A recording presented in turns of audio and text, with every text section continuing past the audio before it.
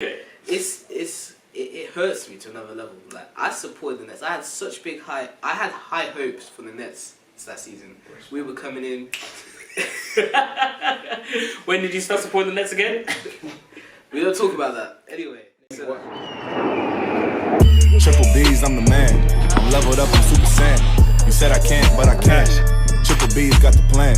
Triple B's, I'm the man. I'm leveled up, I'm Super Saiyan. You said I can't, but I can. Triple B's got the plan. I had to stun on my haters. I had to show them who's boss. I mean, we all love basketball. Right now it's the off season.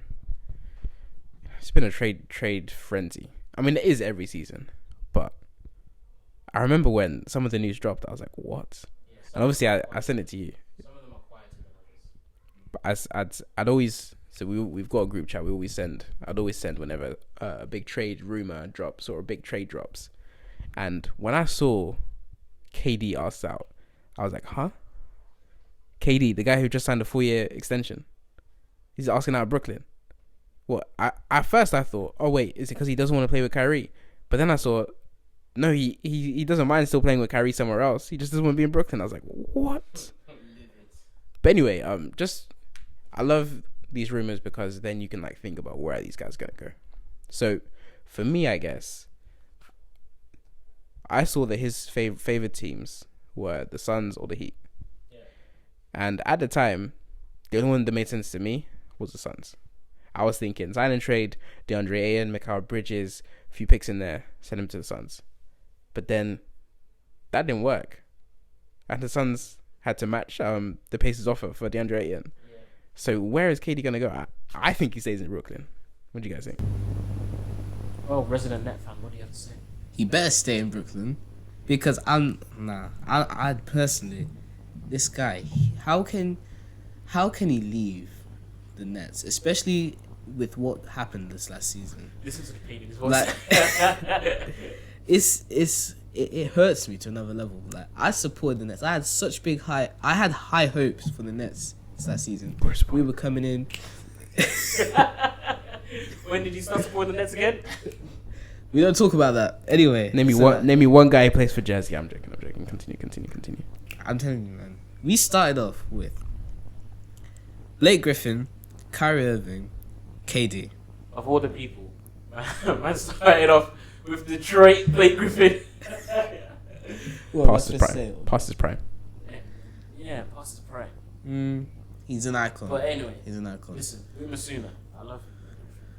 There was no reason personally for me that this should not have been a powerhouse team. We have KD, who was in the questions of being one of the best players in the entire world, like in the entire NBA, I should say. And then we had Kyrie, he's one of the best ball handlers. And then we have an icon, Blake Griffin. This guy loves Blake Griffin so much. To be honest, when it all went down, obviously. You mentioned James Harden.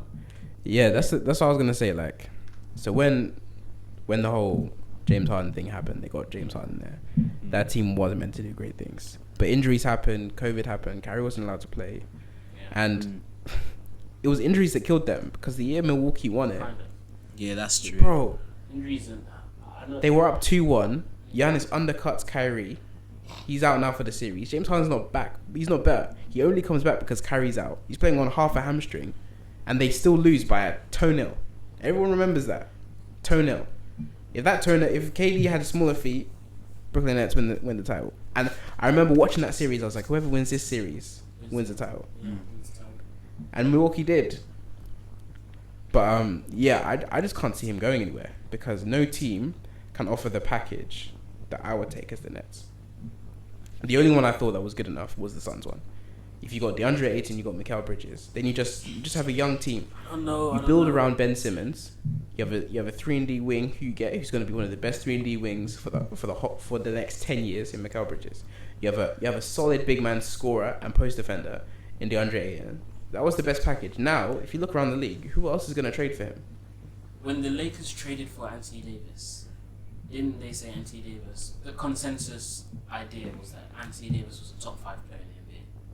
Move away from personal beliefs, but Anthony Davis, people were saying he was a top 5 player in the NBA. Yeah. The Lakers traded players for him, and a couple of picks. Were Yeah. there even any picks? There were There were picks involved, involved, yeah. Yeah, because that's how the Zion pick was ended up being Zion. That was 4 players. 3 players. Lonzo Ball, Brandon Ingram, Josh Hart. And Yeah, I believe so. Maybe one more player, but I can't remember.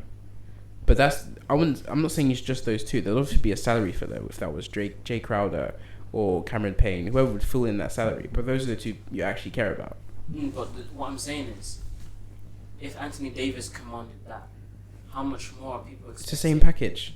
DeAndre and Brandon Ingram comparable. No, but you're saying that teams aren't going to be able to offer. No, who is going to? I'm not saying I mean, the Knicks have got young players, although it's just across the whatever, and that ship's probably sailed anyway. I don't think the Knicks are trading for KD. I don't think personally, I agree with you. I don't know where someone like KD's too much of the big marquee star to leave. Now Kyrie Irving, that's a different question, because he's not the number 1 on the team. He's the number 2, and if someone wanted him enough, I feel like they could purge him. And obviously, the biggest talk we hear right now is, the Lakers. Because no one else wants him. Why would anyone else want him? He didn't play the whole of last season. Very true, and that actually hurts his trade value. Exactly. He's got commitment issues. He's never on the court. Kyrie's a great player. Was my favorite player before, but he doesn't stay on the court. But he had good He had good stats. But he barely played. Yeah, but if he barely played and he had that good stats. But usually what happens is the more you play, the more your stats even out. Because he had a 50-40-90 season. But obviously he didn't play long enough for that to be an actual 50-40-90 season. He played like 14 games. 14? Yeah. 1-4? Yes. He played more than that. No, he didn't. Check the NBA app. Well, even then, he still averaged 27 points. Yeah, in 14 games. Yeah. But what we're missing is like take just like if we're taking these stats from how little you're saying he played, which is true, he didn't play that much, but if he started from the beginning of the season, like COVID restrictions gone, he's allowed to play anywhere. And then the season before COVID, I need family matters, issues, injuries. It wasn't just this COVID season that he was missing time. So that's the reason why his trade value is so low. Who wants Kyrie Irving? Yeah, people have. There's a big whole commitment stuff about it. It's not very reliable, is it? And it's the fact that he needs a long-term contract. That's why he didn't get an extension from Brooklyn Nets. But it's not just Brooklyn. It's also Utah. So obviously they just traded They've just blown Gobert. up their team. I mean, at the end. it was a long time coming. Me personally, I didn't. It's because the players didn't get along. Because 2 seasons ago they were the best. They had the best record in the West. Obviously they flamed out, and then last season they lost in the first round. But Yeah. they committed a lot of money to those two. So they traded Gobert. I guess firstly, comments on Utah trading Gobert. But then secondly, what do you think about the Timberwolves going old school, twin towers? You got Karl-Anthony Towns and Rudy Gobert. I mean, you need. I do think dynamic. You do need something different. Every team can't just be like, oh, let me try and be Golden State. Yeah. And then, oh, let me try and be Golden State with heights. Because I don't know if you've noticed, but like loads of teams are starting to draft tall players who can, like the Luka Doncic type of build. Not even Luka, because Luka's quite a slowish player. He slows the game down. But it's pace right now. Pace, height, and shooting. And so, no, I applaud them because Karl-Anthony Towns he's a big, but he doesn't play like not a true big, but he doesn't play. He wants to play the 4. And he likes being a stretch big. He likes to be, that's it. He wants to be a stretch big. Whereas Rudy is not ever going to say, I want to be a stretch big. He's definitely, I want to block shots, I want to grab boards, let me play old school center. Pick and roll me. That's what I want. Yeah. And to be honest, they needed help on defense. 100%. They were a very offensive-minded team with Russell, Edwards, Kaz, their big 3. So having Gobert there to anchor their defense could make them a lot better. The West is just deep, man. So we'll see how they can do next season. Plus, they retained those 3 players. How on earth do they trade for Rudy Gobert and keep their 3 main players? Yeah. Utah's rebuilding. It's going to be a strong team. Because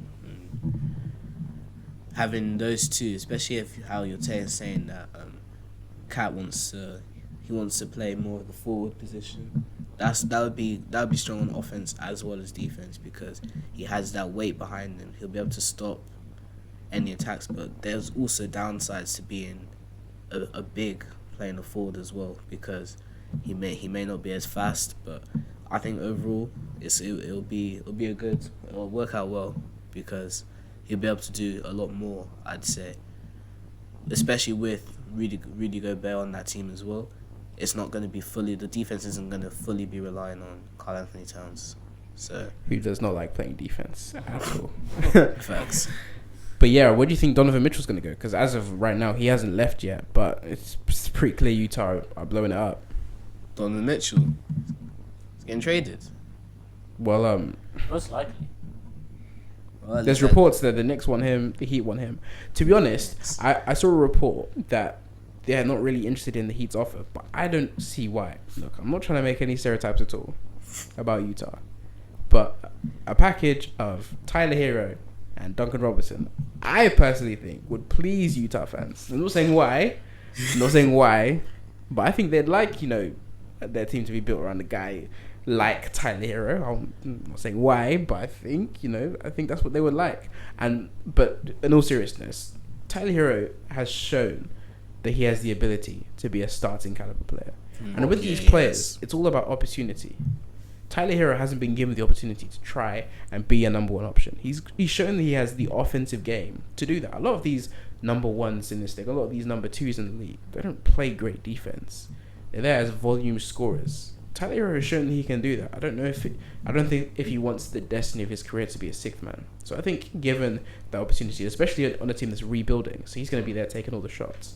That's a pretty good package, but I think they want more, and I think Donovan Mitchell might want to go to the Knicks, but I think he'd be happy to go to the Heat as well.